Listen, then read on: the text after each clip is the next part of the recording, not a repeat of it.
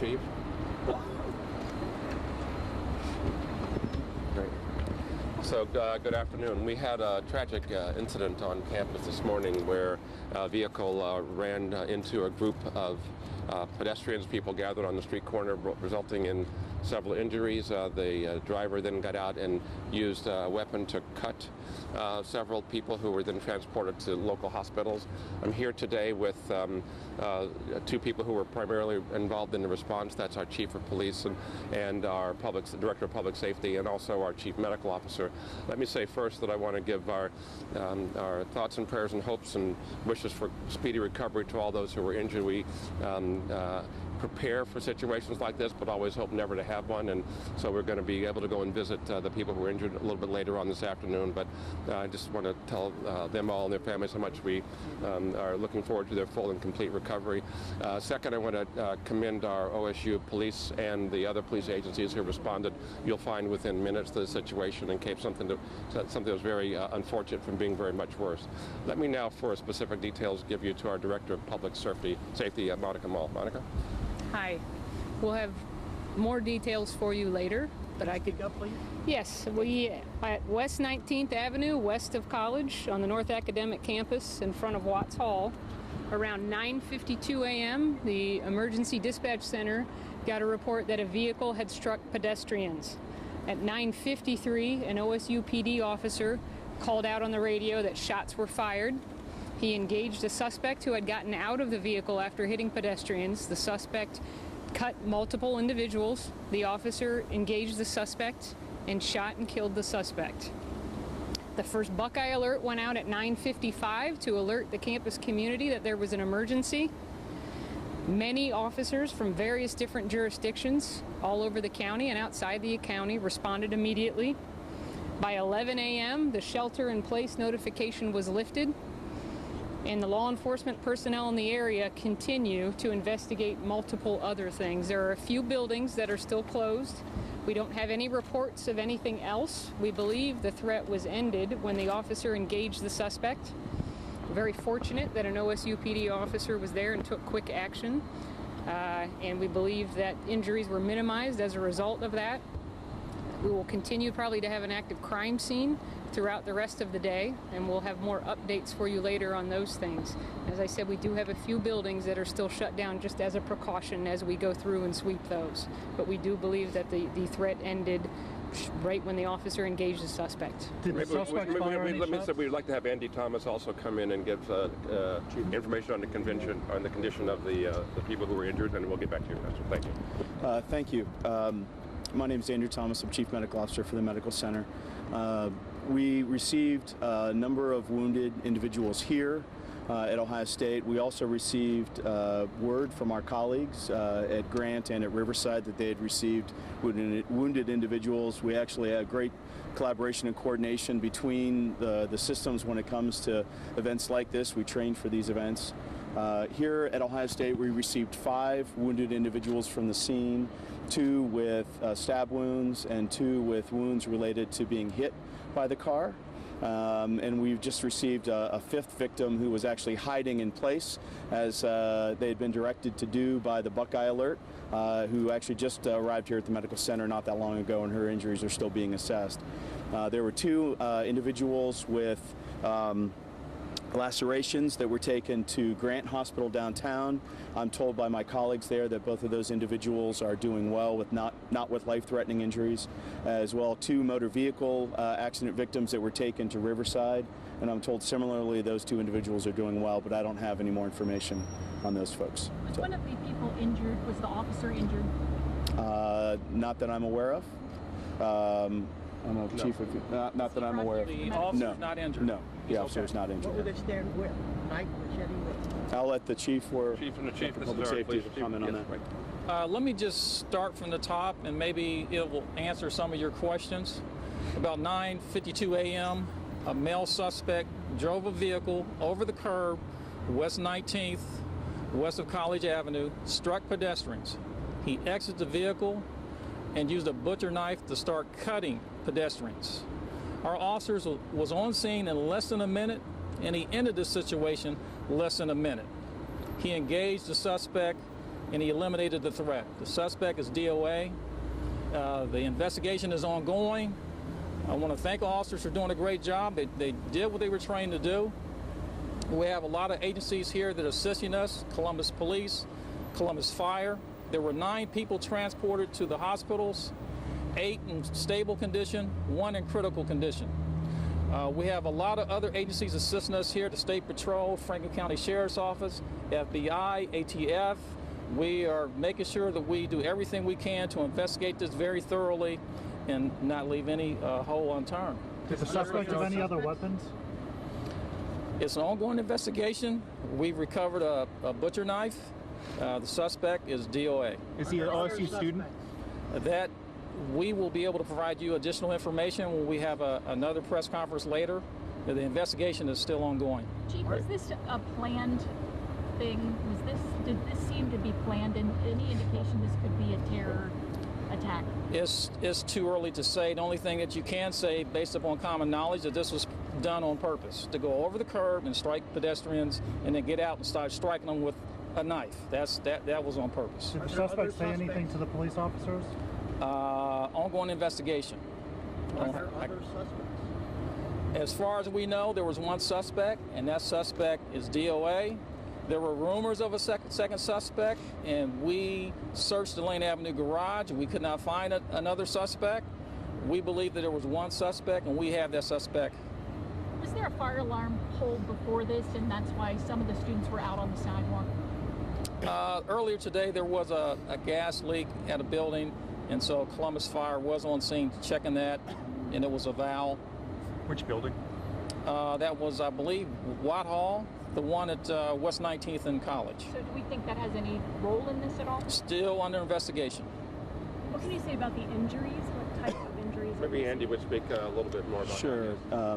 There were multiple injuries related to lacerations or cuts, most likely, as Chief said, from the stab wounds from the butcher knife.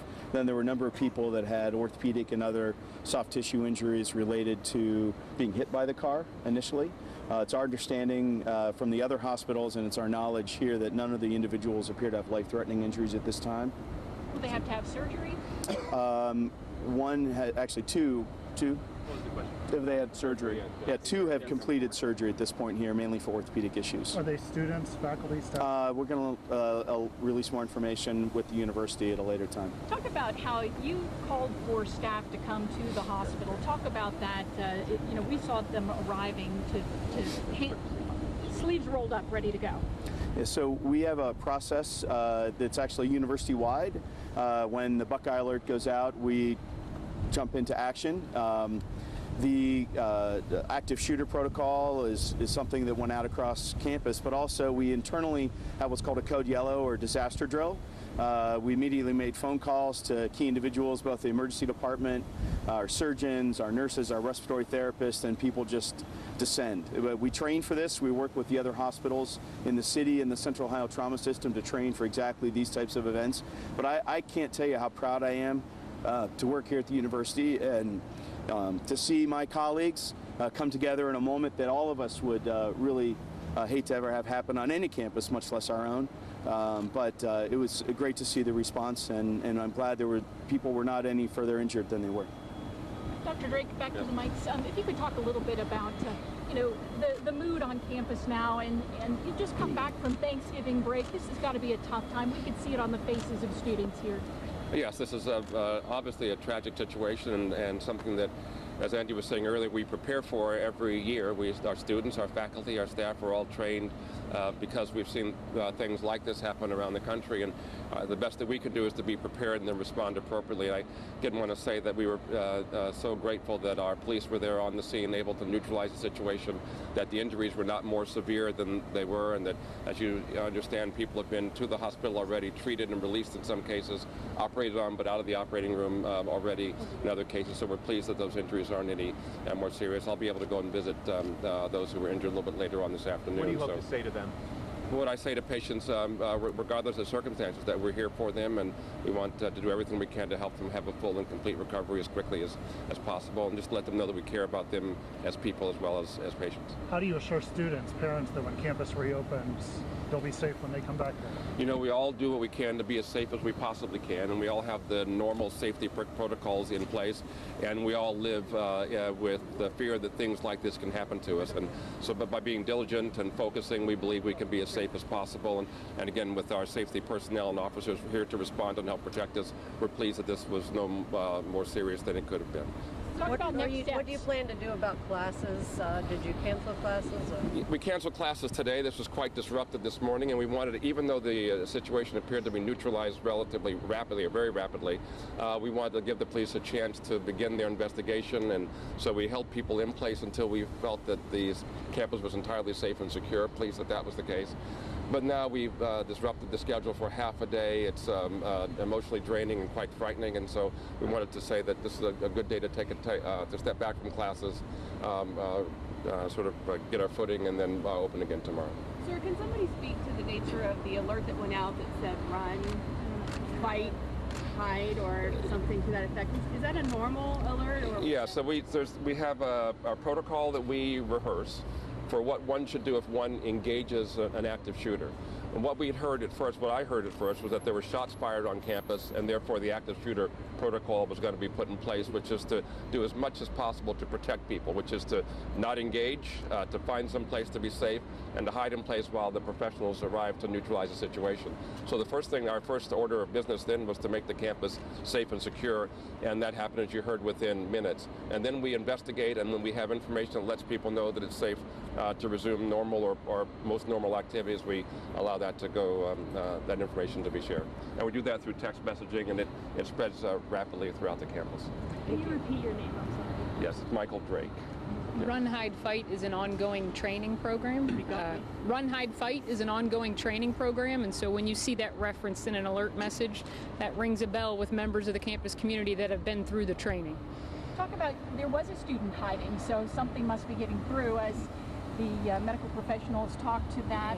There was a girl hiding inside. The public safety team has done a lot of training across the community, and again, that's why they use those keywords in an alert to remind folks of what their options are for any violent intruder, whether it be someone with a gun or a knife like today. Those same principles apply. So those are kind of keywords that we use to remind people of their training. And Mayor Ginther's, yeah, he was, if you just say what words did you have to say for the community? Well, obviously, this is a city made up of great neighborhoods, and we're in one of our greatest neighborhoods. And so we're here to show our support and solidarity with President Drake and the entire university community. Lift up in our thoughts and prayers the victims of this senseless tragedy, and grateful for our first responders that were on the scene and helped to ensure that the situation did not escalate dramatically. I'm here with Chief Jacobs and Chief O'Connor. I want to send a clear message to the university and to the entire community that the City of Columbus will devote whatever resources are necessary and work closely with President Drake and his team to make sure that everyone feels safe in this neighborhood and throughout our great city. And grateful again for Dr. Thomas and Dr. Retchen and the amazing folks here and at the other hospitals that are treating some of the victims here today. But want everyone in Columbus to continue to lift up in our thoughts and prayers of the victims and their families. Dr. Drake, talk to us about, what will you say to the parents of students here? I have 2 college-age students, so I know how difficult it is being away from them. Talk to the parents and the families of what they can expect and what you're doing to keep their students safe, and also talk to their emotional and social needs. Well, as I'll again repeat what the mayor said, we're pleased that no one was injured more seriously than they were, and we all know we live in an open society where these kinds of tragedies happen someplace, it seems, on a far too frequent a basis. So what we do on the campus is everything we can to make the campus safe. We have multiple trainings in place and things to make this campus as safe as it can be, and we're pleased with how well those work. and we're pleased with how people have responded to this tragedy today. And we'll continue to work with your students, our faculty and staff, to make this the safest place that we can make it, and that's our work on a daily basis. And I'll say that the cooperation that we have with the city, with the police, with fire, with all, makes our job that much easier. But we live in an unstable world, unfortunately, and so we have to continue to do our best to protect ourselves against these circumstances. Chief Jacobs, could you talk about the tools and the methods used to try to assist OSU police in finding out a motive? Certainly, there's every aspect of this investigation will be mulled over. We've got our federal partners, state partners, and local to try to identify any potential motive behind this attack. Obviously, with the purposeful intent that was noticed driving on the sidewalk, we're going to look at it from the potential that it was planned with regard to multiple injuries. And we will continue to work with all of those agencies to try to determine what was being talked about, whether it was on a device, online, whatever else. We'll continue to look at that. Can you tell us whether any of what you've seen so far looks like it could potentially be a terrorist act? Well, I think that we have to consider that it is that possibility. We had an attack earlier this year with a man with a knife causing multiple injuries. So we're always aware that that's the potential, and we're going to continue to look at that. That's why our federal partners are here and helping. Can you talk about the shooting rumor, the active shooting, the initial reports that there was a shooter and not someone with a knife? Well, with the amount of people that were here on campus, it was very chaotic. And I'm very proud of the students and the faculty and the staff at OSU to do exactly what they needed to do, and that was to get someplace safe. We know that people did not try to be a part of that scene. They tried to get away from it, which is the right thing to do. So I'm very, very pleased with the reaction of everybody. We should not ever take for granted that the best thing to do is to protect yourself. So I do believe that the response was appropriate, and we couldn't have asked for more, I think. There's no indication of a gun right now. There's no indication of a firearm being used by that particular suspect at this point in time, but we haven't searched the vehicle yet. That's to be done, so we don't know what we'll find inside the vehicle. Any indication of multiple suspects at all? No indication for sure. Reports of that are being checked out, but we have a lot of witnesses to interview with regard to the aggravated assault that the suspect did, and we'll continue to find out whether or not there were anybody else involved. Will you and campus police step up more police presence here on campus and throughout the city? That'll be up to OSU PD to decide about campus. We don't have any information that tells us that there's, a conspiracy going on. And we understand there were at least 2 people taken out of the parking garage in handcuffs. Can you address who they were? Were they just bystanders, suspects? Well, we believe that people, fled the scene and might have gone to their vehicles, and therefore they might have hunkered down when they realized that the police were going to search that building. It was pretty obvious that we were going to do a search, and until we know what their motives are, their intentions are, we're going to treat them as potential suspects. Are they still being considered potential suspects? Not that I know of. What more can you tell us about the one suspect who's deceased now? I mean, was he a student? Was a male, female, age? Don't have enough information yet to release that. Can I ask a question to just clarify the number of folks who were injured? Someone was hiding and had later come to the hospital. So does that mean there's 10 injured in total?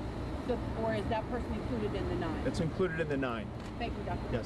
Who's lead investigator right now? Is it Columbus Police or is it OSU Columbus Police is investigating the aggravated assault caused by the suspect and the officer-involved shooting. Very, very, as Chief Stone said, I think you might have heard the pride in his voice that we're very fortunate that that officer was on scene so quickly and was able to deal with the situation so fast. We would like to tell students to please contact their loved ones, and the same with faculty and staff. They know they're safe, but their family members are probably seeing this on national media and do not know they're safe. So that would really help us out if they reach out and contact their loved ones, let them know that they're okay. That would be a great assistance to us. Have you been able to reach the victims' families to let them know what happened? I believe most of the victims have probably had a chance to do so. Would you say so? I can't guarantee that all have, but most of the victims were awake and talking when they were here, and I would expect to have had some contact with their family. Can any of you speak as to when the roads around campus, specifically 315, we'll see normal traffic flow? I thought we opened that up a while ago. Is it back open? Yeah. What about here on campus?